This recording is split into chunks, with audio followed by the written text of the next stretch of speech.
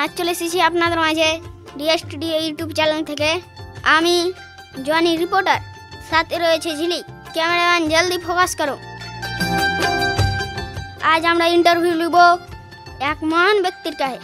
লোকের মুখে শুনেছি সে সিঙ্গেল, এখন পর্যন্ত একটি মেয়ে পটাতে পারেনি। তাহলে তার একটিও গার্লফ্রেন্ড নাই। চলো তার মুখ থেকে শুনে নিব সিঙ্গেল থাকার রহস্য কি।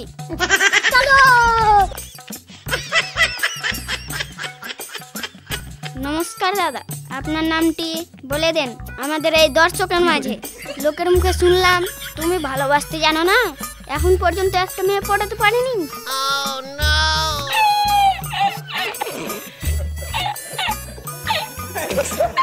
কে বললো? দেখুন ভাই, মেয়ে পটাতে পারিনি, কিন্তু ঠিকই ভালোবাসতে জানি। তাছাড়া ভালোবাসা তো সহজ নয়, তার জন্য যোগ্যতা থাকতে হয়। মানে সিঙ্গেল থাকার যোগ্যতা লাগে? যোগ্যতা লাগে। যেমন কপাল খারাপ, চেহারা বাঁদর মুখের মতন, শরীর গোটা কাউয়ার রকম কালো, এসব টুকুন যার আছে সবাই হাত দিয়ে বসে আছে। কোন শালা একটা গার্লফ্রেন্ড পটাতে পারিনি।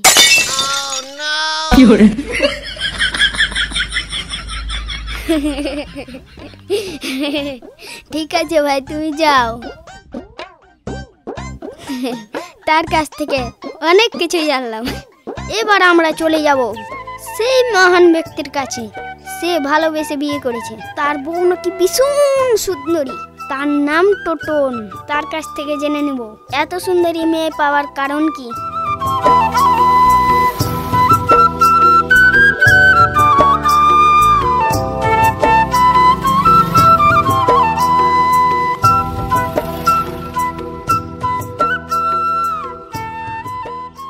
নমস্কার দাদা। আচ্ছা দাদা, লোকের মুখে শুনলাম আপনি ভালোবেসে বিয়ে করেছেন, আপনার বউ নাকি অনেক সুন্দরী। হ্যাঁ হ্যাঁ, আমার খুবই সুন্দরী বউ আছে। শুনেছি আপনার বউয়ের নাকি 10-12টা বয়ফ্রেন্ড ছিল। সুন্দরী মেয়েদের 10-12টা বয়ফ্রেন্ড থাকাটা স্বাভাবিক। আগেকার যুগে একটা রাজার 10-12টা রানী থাকতো। এখন যুগ পাল্টে গিয়েছে, এখন মেয়েদের 10-12টা বয়ফ্রেন্ড থাকে। তাদের মধ্যে আপনি ভাগ্যবান, আপনার সাথে বিয়েটা হয়েছে। আর বিয়েটা করে আপনাকে কেমন লাগছে? হ্যাঁ ভাই, সত্যি আমি ভাগ্যবান। আর আমার এখন বিয়েটা করে খুব ভালোই লাগছে। তার এত কম্পিটিশনের মাঝে ওর সাথে বিয়ে হয়েছে, তাই আমি ভীষণ গর্বিত। দাদা, আমাদের অনেক দর্শক আছে যারা এখনো বিয়ে করেনি, তাদের জন্য কিছু বলে দাও। দেখো ভাই, যারা বিয়ে করেছে তারা ভালো আছে, কিন্তু সুখে নেই। কিন্তু যে বিয়ে করে নাই সে সুখে আছে, কিন্তু শান্তিতে নেই।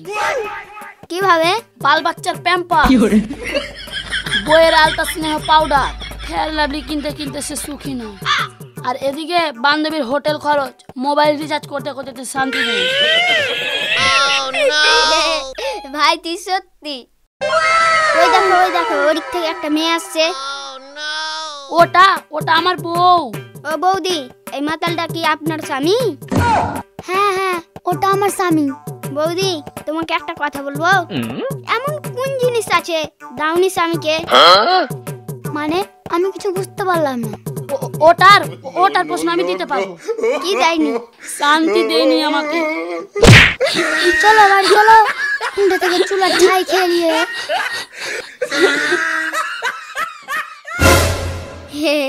এই দাদার কাছ থেকে অনেক কিছু জানতে পারলাম। এবার আমরা চলে যাব অন্য এক জায়গায়। শুনেছি মাঝ জঙ্গলে এক সাধু বাবা ধ্যানে আছেন। চলো যাওয়া যাক ওই বাবার কাছে। সাধু বাবার কাছ থেকে একটা মেয়ে পটানোর তাবিজ লওয়া যাক। চলো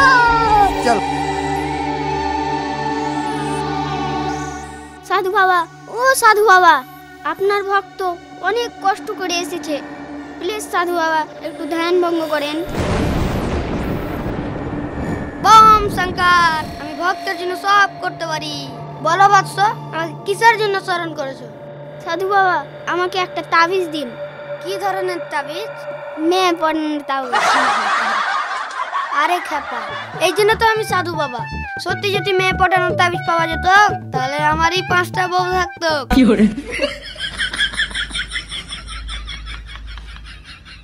চলে এখান থেকে, এই ধরনের তাবিজ হয় না। ওং শঙ্কর।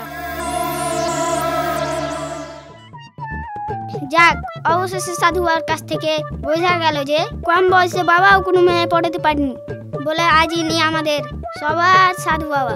আজ এখান থেকেই, যদি ভালো লাগে তাহলে লাইক, কমেন্ট, শেয়ার করো পরবর্তী ভিডিও পাওয়ার জন্য।